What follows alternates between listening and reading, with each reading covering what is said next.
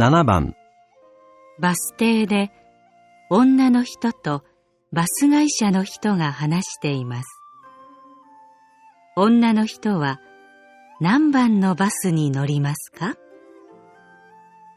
すみません。1番のバスは緑駅に行きますか？いいえ、緑駅に行くバスは3番と5番と7番ですよ。そうですか。あ、でも今日は日曜日ですから5番のバスはありません。そうですか。それから3番は朝と夕方のバスですから今の時間は7番ですね。わかりました。ありがとうございます。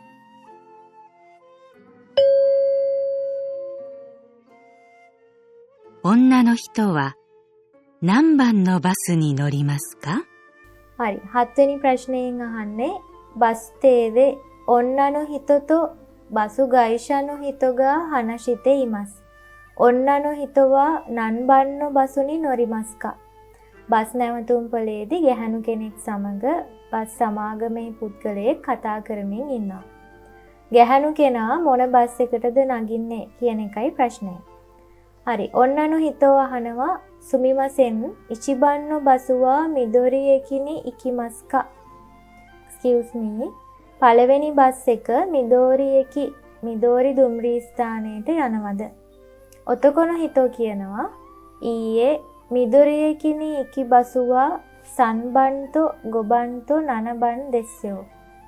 නැහැ, මිදෝරි駅යන බස් තමයි 3番 3වෙනි බස් එක, 5番 5වෙනි බස් එක, 7番 7වෙනි බස් එකනේ කියලා කියනවා. ඔන්නනු හිතෝ සෝ දෙස් කා එහෙමද? ඔතකොන හිතෝ ආයේ කියනවා දෙමෝ 今日は日曜日ですから5番のバスはありません. නමුත් අද ඉරිදා නිසා 5වෙනි බස් එක නැහැ කියලා කියනවා. ඔන්නනු හිතෝ සෝ දෙස් කා එහෙමද කියලා අහනවා. ඔතකොන හිතෝ ආයේ කියනවා それから3番は朝と夕方のバスですから. ඒ වගේම 3වෙනි බස් එක朝と夕方のバス. උදේ සහ සවස බස් එක නිසා 今の時間は7番ですね.